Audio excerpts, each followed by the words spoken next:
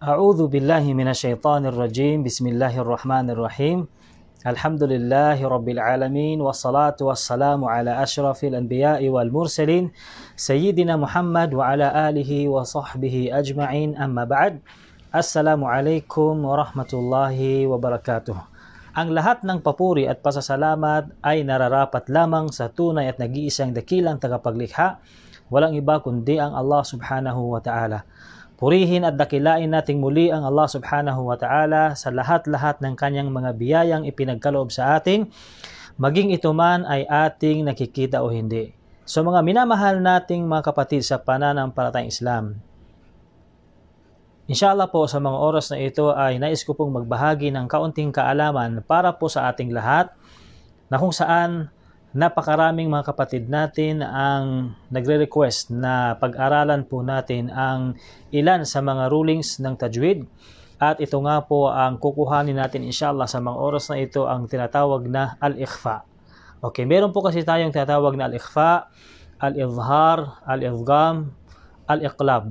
So ngayon po inshallah ay kukuhanin po natin ang tinatawag na al-ikhfa. Okay po. So inshallah po ay ibabahagi po natin ito sa abot ng ating makakaya inshallah, kasi alam ko po na napakaraming mga kapatid natin ang mas higit na nakakaalam po patungkol sa mga bagay na ito. Ngunit sa abot ng ating makakaya ay ibahagi po natin ito, at kung meron po tayong pagkakamali ay inshallah po open naman po tayo na para po ituwid tayo ng ating mga kapatid na higit na nakakaalam po tungkol po dito. Okay po, ang kukuhanin nga po natin, yun nga po ang tinatawag na al-ikhfa.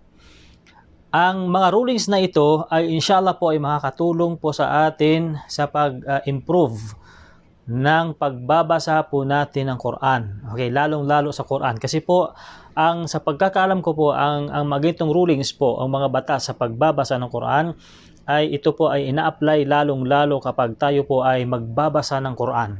So inshallah, nawa ay makapagbahagi kami sa inyo ng kaunting kaalaman inshallah, at makatulong kami sa inyo sa pag-improve ng pagbabasa natin ng Quran, hindi lamang sa inyo, maging sa aking sarili. Okay po, ang kahulugan po ng ikhfa, okay, kung bibigyan po natin ito ng literal na kahulugan, ang salitang ikhfa, ang kahulugan po nito sa literal na kahulugan ay ang tinatawag na pagtago. Okay po, yung ang pagtago. So ang kahulugan po nito mga kapatid sa pananampalatayang Islam ay hindi malinaw, nakagaya po ng kasulat dito sa ating papel. Hindi malinaw ang pagbasa ng nun. Okay po, itong nun. Okay, ano yung nun? Yung nun as sakina. Okay po, ibig sabihin, yung silent letter na nun. Okay, yung patay na letra o letrang nun. Okay? Ibig sabihin, kapag ang letrang nun ay patay na letra, okay, ang kanyang vowel ay sukun, okay, yung sukun na nun, at ang kasunod nito na letra ay kabilang sa tinatawag na ikhfa. Okay po, ibig sabihin, kung ang nun na sakina,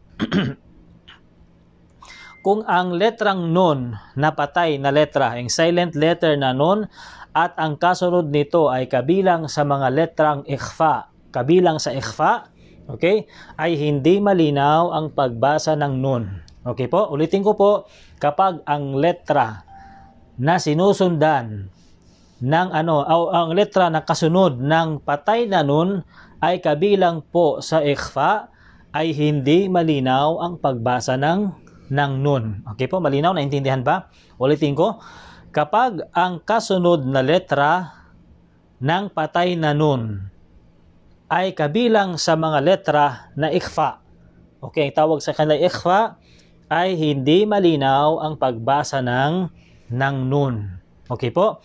So ngayon ay inshallah isusulat po natin ang mga letra na kabilang sa ikhfa. So na kung kaya kinakailangan po nating makabisado mismo ang mga letra na kabilang sa ikhfa. Dahil kapag hindi natin ito makabisado ay tiyak hindi natin may apply ang hindi malinaw na pagbasa ng nun as sakina. Okay, ito po yung technique natin. Ito po yung technique natin. Kinakailangan po nating makabisado ang mga letra na kung saan kabilang sa ikhfa.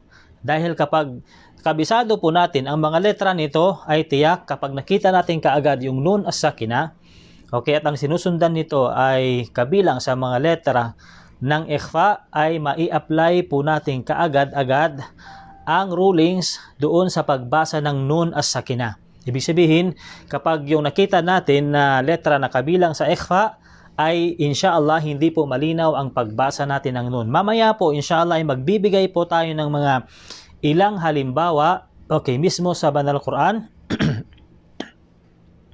upang may apply na po natin mismo sa ating pagbabasa. Okay po? So, mga letra na kabilang sa ikhfa, okay, isulat po natin ang mga letra na kabilang sa ikhfa. Okay, pagkisulat nyo po, unang-una ay isulat natin yung red na pen para po makita mismo. Ang mga letra na kabilang sa ikhfa ay unang-una,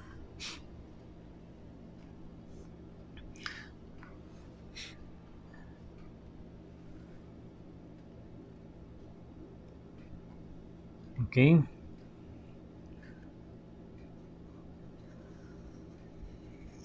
okay,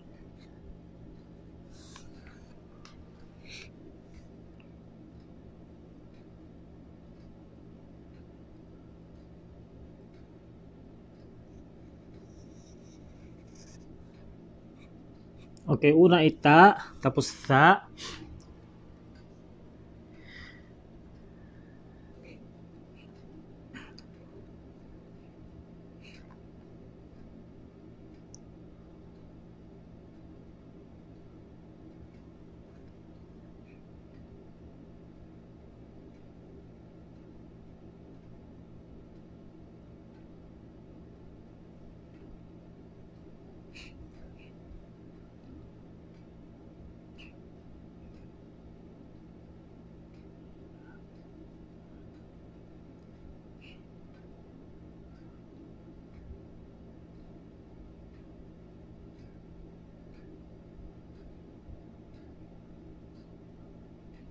okay, jim,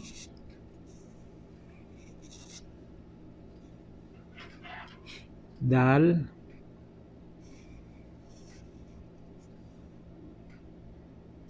dal,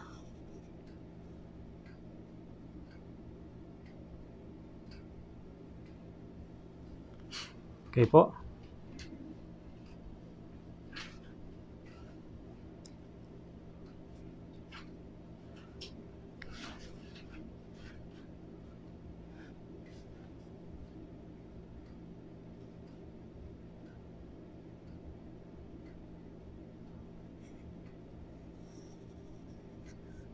Zai, sin, okay, shin,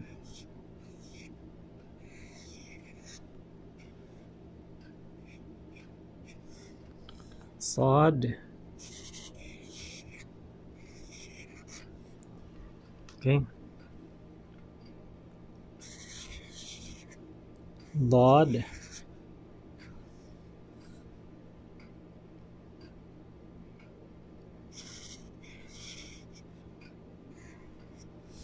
ta, okay po.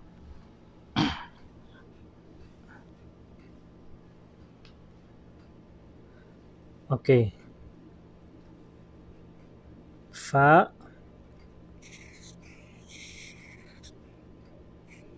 okay, tapos qaf,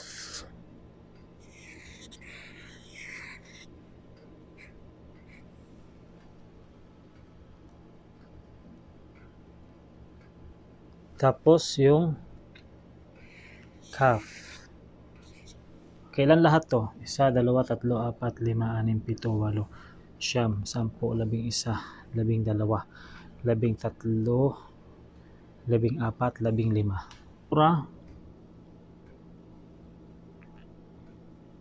Yun namang zisan yan. Okay naman daw mababasa naman.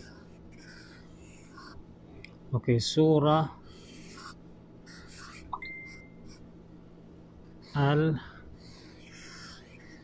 Al-Falaq. Okay. Hindi na maganda yung pen ko. Paubos na yung ano niya.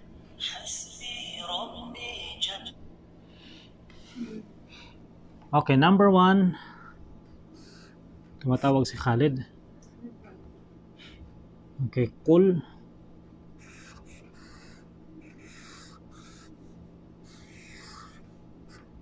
A'udhu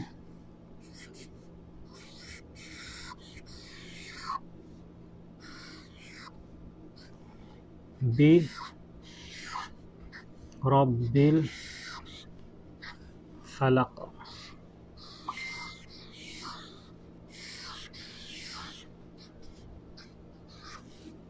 Okay, number 2. Min Syarri ma Khalaq.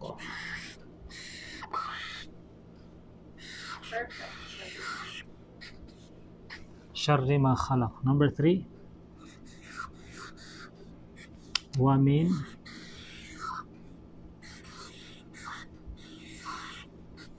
Syarri Ghasiqin. Bukas bili tayo ng ano, na ganitong malaki. Ghasiqin. Wa min Qul a'udhu bi Rabbil Falaq min syarri ma khalaq wa min syarri ghasiqin idza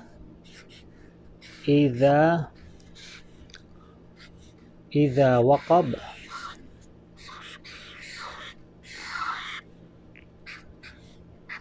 Wa min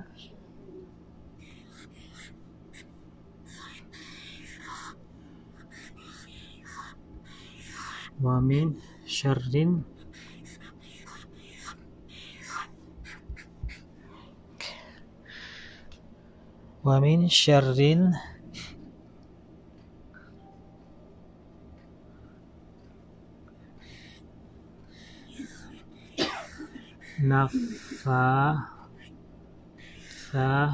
Okay, ngayon dito sa may lagyan natin ng naffathati.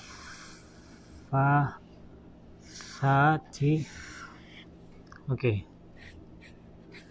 naffathati fil uqad.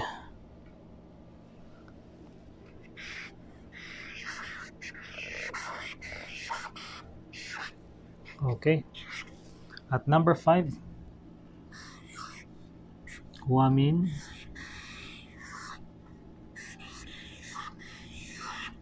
syarri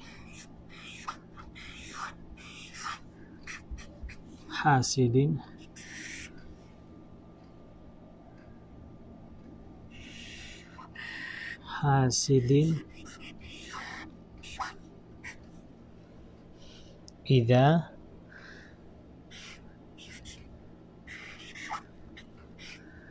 idza hasad. Okay po. Kita ba? Mabasa na ba sa ating live? Patingin?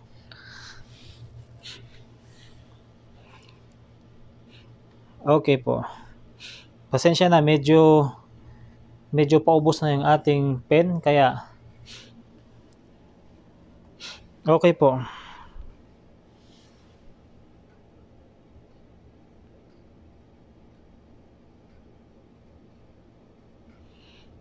Okay po, saglit lang mga kapatid ha, yung mga kapatid natin.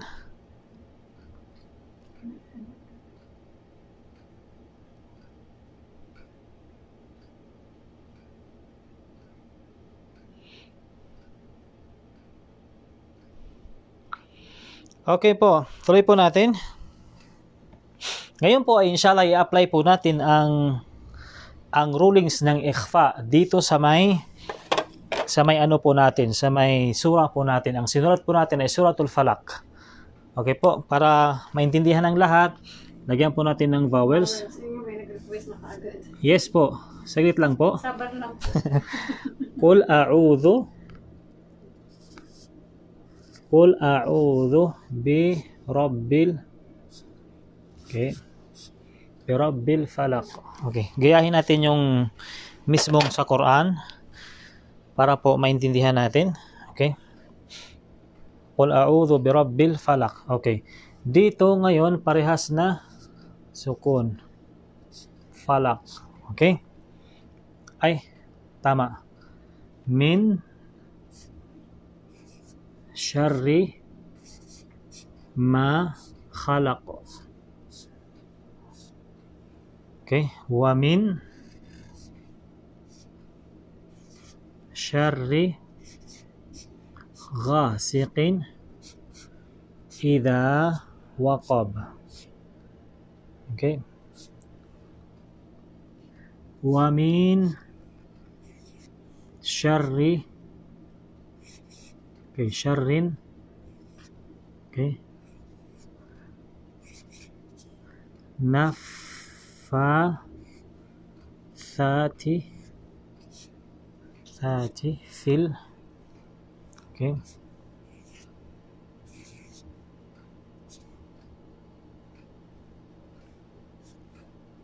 wa min syarri hasidin idza hasad. Okay po.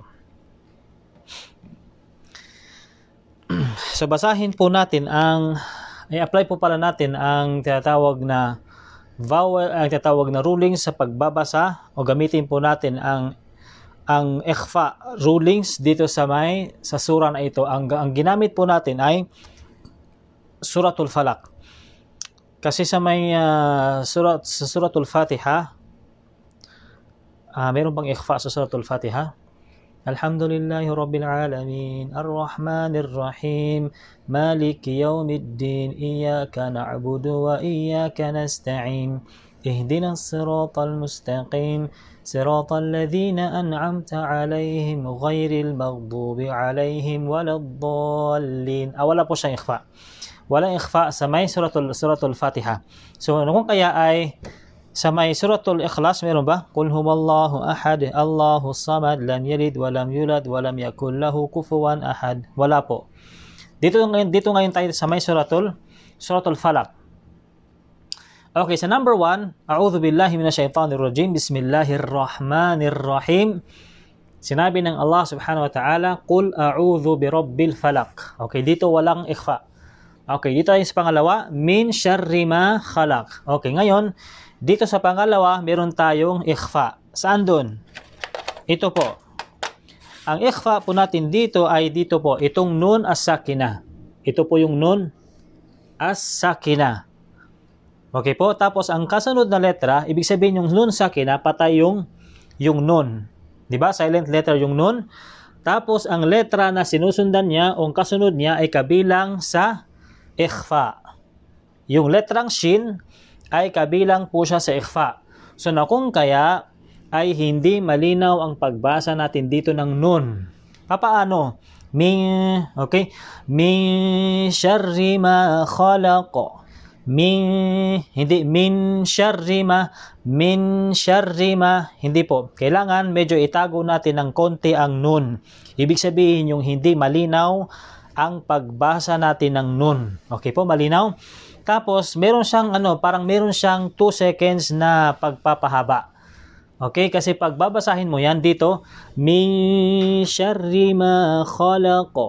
Min syarri ma khalaq. So, ibig sabihin, hindi po talaga malinaw ang pagbasa po natin ng nun. Okay po, hindi min syarri ma. Kasi pag hindi malinaw ang pagbasa ng nun, ay ipapasok mo kaagad-agad ang shin. Kaya lang, kapag siya ay ikhfa, so medyo may konting pagpapahaba, Allahu a'lam. Kasi hindi naman talaga tayo, yung pagbabasa natin ay alhamdulillah kahit papaano nakapagbahagi tayo. So, ang pagbasa po natin, ulit, ay hindi po malinaw ang pagbasa ng nun. Kagaya ng, min syarri ma khalaq. Min syarri ma khalaq. Tapos, dito sa may wamin, ganun din, ang nun ay sakina. Tapos ang ang shin ay kabilang ulit sa ikhfa. Okay, saan pa? Dito pa rin sa number 4, ganun din, yung min, yung nun, tapos yung kasunod niya ay shin.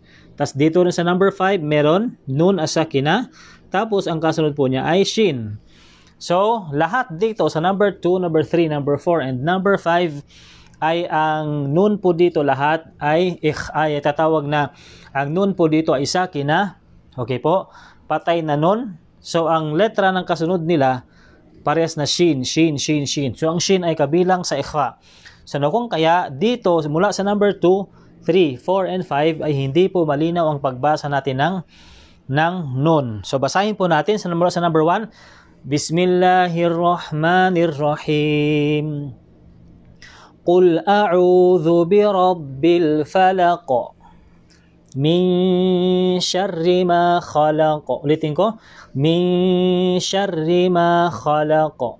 Number 3. Wa min syarri ghasiqin idha waqab. Wa min syarri ghasiqin idha waqab. Okay po. Number 4, wa min syarrin naffathati fil 'uqad. Isa pa, wa min syarrin naffathati fil 'uqad. At number 5, wa min syarri hasidin idha hasad. Wa min syarri hasidin idha hasad. So ganun po, hindi po malinaw ang pagbigas po natin ng nun. Okay, parang tinatago po natin ang nun. Kasi po, iba yung pagbigas ng malinaw. Ibig sabihin, pag malinaw kasi talaga, halimbawa dito sa may number 2, wa min syarri ma khalaq. Wa min syarri ma khalaq. Ngunit kapag kung itatago natin ng bahaga, yung parang hindi malinaw ang pagbasa natin ng nun, ay babasahin natin ng min syarri ma khalaq. Okay, magkaiba po talaga, diba? Sa tunog pa lang ay magkakaiba na. So, lahat ng yan, dito sa number 2, number 3, number 4, at saka number 5, ay i-apply po natin ang ikhfa. Kasi po ang nun dito ay lahat ng nun ay sakina. Patay na letra yung nun. Okay po. At ang kasunod na letra ay kabilang sa tinatawag na ikhfa. Yung shin. So lahat ng yun, lahat ng letra na yun.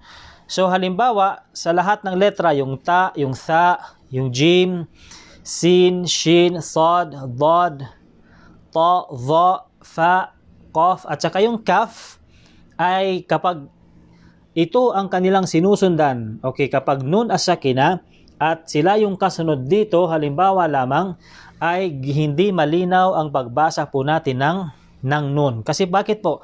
Kasi ang mga letrang yaon ay kabilang sa ikhfa. So, ibig sabihin, kahit alin man doon. Okay, ito po, sa may letra ng ikhfa, balikan po natin. Ito po. Kahit alin po dito sa mga letrang ito. Okay po? Maging ta man ito, maging tha, jim, dal, zal, zay, sin, shin, sad, dad, ta, dha, fa, qaf, at saka yung kaf. Basta po ang kanilang sinusundan ay nun as-sakina, yung patay na nun ay hindi po malinaw ang pagbasa natin ng nun. Yun nga po yung halimbawa na binigay po natin kanina doon sa suratul falaq. Okay? Min syarri ma khalaq. Wa min syarri ghasiqin idha waqab.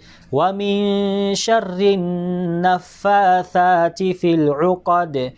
Wa min syarri hasidin idha hasad. Okay po? So, maganda pala pakinggan kapag na-apply po natin ang mga rulings na ito. Okay po? So, nawa ay maging malinaw sa ating mga viewers ngayon. Alhamdulillah, kahit kaunting kaalaman ay nakapagdulot tayo sa kanila ng kaalamang ito. So, meron bang mga katanungan yung mga viewers po natin? Malinaw ba ang pagkaka-explain po natin? Sana po ay malinaw. Ulitin ko po, para po maging mas lalong malinaw. Alinman sa mga letrang ito, okay po, ang kabilang na sila ay kabilang sa ikhfa at ang kanilang sinusundan ay ang nun as-sakina, yung patay na nun. Okay po, yung patay na nun ay hindi malinaw ang pagbigkas ng nun. Kasi po, mag-ingat po tayo kasi may mga letra dito na hindi kabilang sa ikhfa. Okay, kasi meron pa tayong tatawag na idhar. Okay po, ibig sabihin naman nun ay malinaw ang pagbigkas ng nun. Inshallah po, bukas, pagka medyo maganda yung pakiramdam natin, inshallah ay ipagpatuloy po natin yun. Sa ngayon po ay ito lamang muna ang kukuhanin natin ang tinatawag na ikhfa. So ulitin po natin, anuman ang letra na kabilang sa ikhfa, na kagaya po na nakasulat po dito, at ang kanilang sinusundan ay nun as-sakina, ay hindi malinaw ang pagbigkas ng nun. Okay po, saan pa? Magbigay pa tayo ng halimbawa. Okay, halimbawa sa may Alhamdulillah, nakuha natin sa may suratul Falaq. Sa surat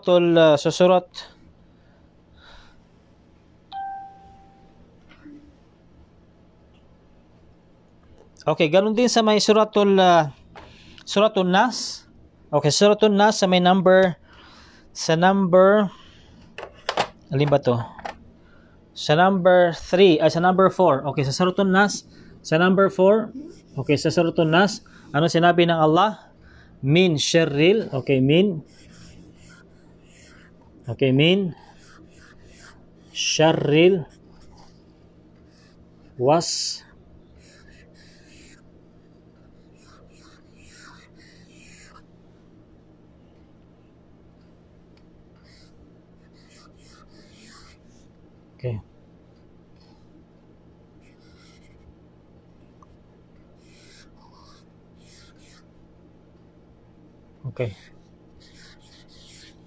Okay, mali po ito.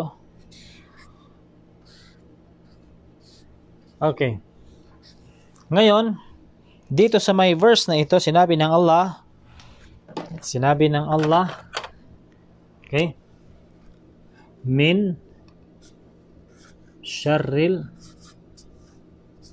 waswasil khannas. Okay. Okay po, dito sa may min, nakita po natin sa number 4 ng suratul Nas, sinabi ng Allah subhanahu wa ta'ala, okay. Ngayon, ang nun po dito ay nun sakina. Nun as-sakina. So, na kung kaya ang shin ay kabilang sa ikhfa, okay, ganun pa rin. So, ngayon, hindi malinaw ang pagbasa natin ng nun. Min syarril waswasil khannas. Okay? Sinabi ng Allah, Qul a'udhu bi rabbin nas, malikin nas, ilahin nas, min syarril waswasil khannas. Okay po? Malinaw? Naintindihan ba? Okay, ano pa? Pumili pa tayo.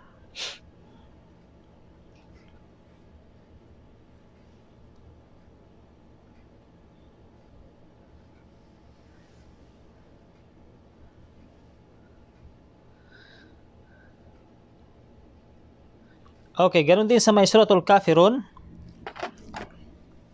Ha? Sabihin ko sana sa iyo yung kafir. Sa number 3 ng suratul Kafirun, number 3.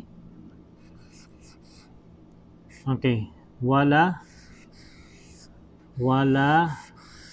antum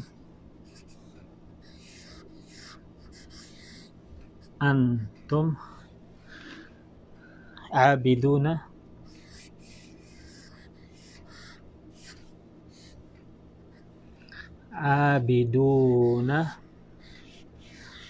ma a'bud.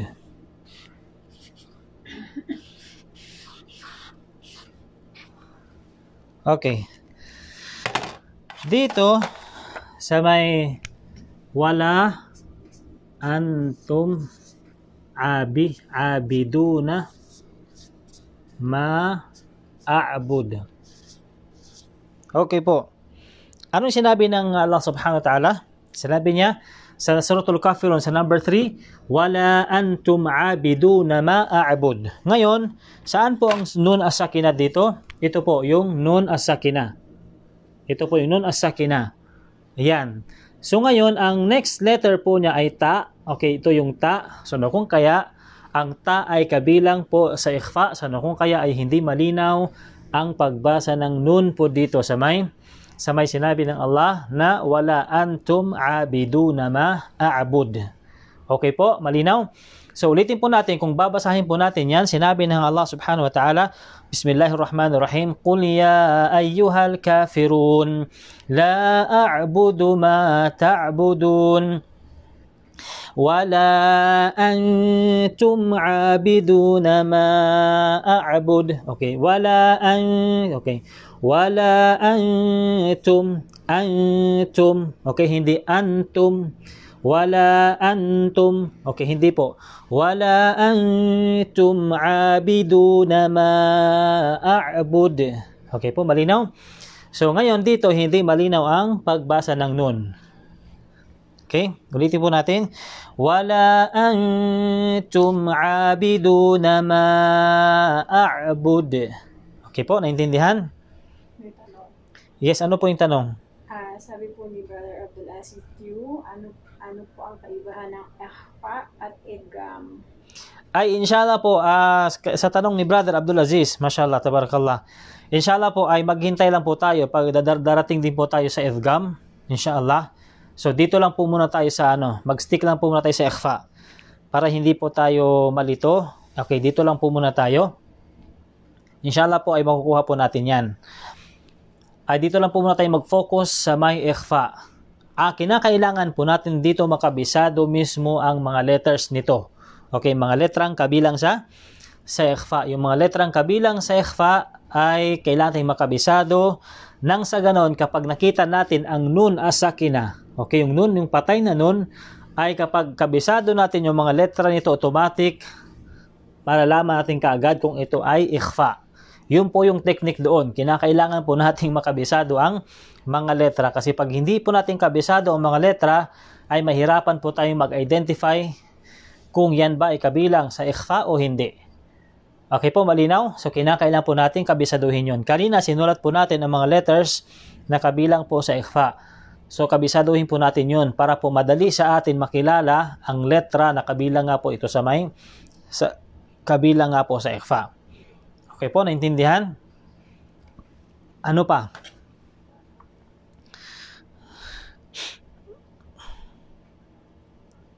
Inshallah bukas ay isusulat na po natin yung mga letra. Okay, may mga ikhfa inshallah.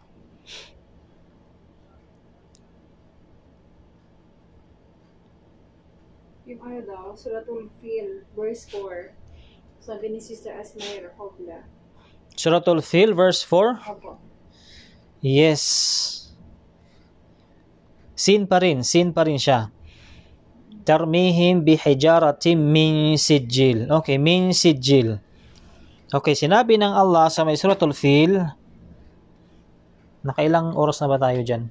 Hindi ko alam. Naka 1 hour na ba? 44 minutes. 44 minutes. Okay po. Last na sample po natin. Verse 4 ng Suratul Fil. Tarmihim.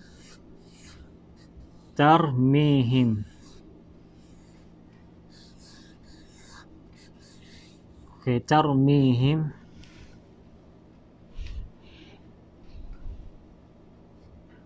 Bihijaratin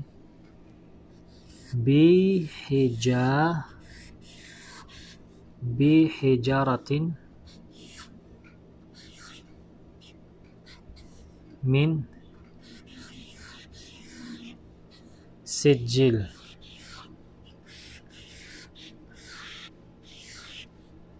Okay po. So lagyan natin ng vowels. Tarmihim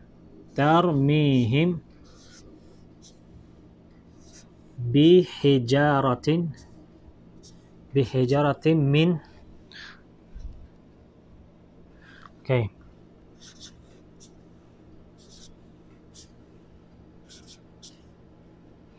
Okay. Kulang ng ng dalawang tuldok. Yan. So sinabi ng Allah subhanahu wa ta'ala sa suratul Fil, tarmihim bihijaratin min sijil. So saan nga dito ang ikhfa? Ang ikhfa po dito ay ito po. Yung sin. Okay, yung sin.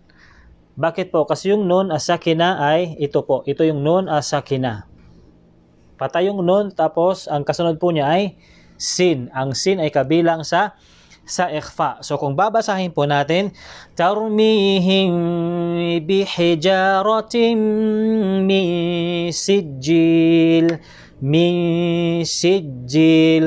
tarmihim bihijaratin min sijil. So ganun po. Ulitin po natin dito. Min syarril waswasil khannas. Okay? Min syarril waswasil khannas. Dito naman, wala antum abiduna ma a'bud. Ito naman, tarmihim bihijaratin min sijil. Okay po? So malinaw? So nawa ay naintindihan ang naintindihan po ang ating mga example na sinulat po natin. So hindi man natin ito maisulat lahat-lahat, ay insyaallah naunawaan po. Basta po ang rules po natin dito, tandaan lang po natin na lahat ng letra na kabilang po sa ikhfa, yung 15 letra na kabilang po sa ikhfa, kapag ang kanilang sinusundan ay nun as-sakina, yung patay na nun, ay automatic po hindi malinaw ang pagbasa ng nun. Okay, malinaw po? Ang mahalaga po ay makabisado yung mga letra na kabilang dito sa ikhfa, para po kapag na-encounter natin, lalong-lalo sa Quran, ay mai-apply po natin ang pagbasa nito na kung saan hindi malinaw ang pagbasa ng nun. Okay po, so nawa ay naintindihan ng ating mga viewers at sa lahat ng makakapanood ng video po natin. So maraming salamat po sa inyo. Kung mayroon po tayong pagkakamali at mapanood po ng mga kapatid natin na higit na nakakaalam, ay bukas po tayong tumanggap ng pagko-correct po. So maraming salamat sa inyong lahat. Jazakumullahu khairan. Wa sallallahu ala nabina Muhammad wa ala alihi wa sahbihi ajma'in. Wassalamu alaikum wa rahmatullahi wa barakatuh. Inshallah po bukas, abangan po natin ang susunod na rulings po natin. Ito yung tatawag na al-idhar. So wassalamu alaikum wa rahmatullahi wa barakatuh.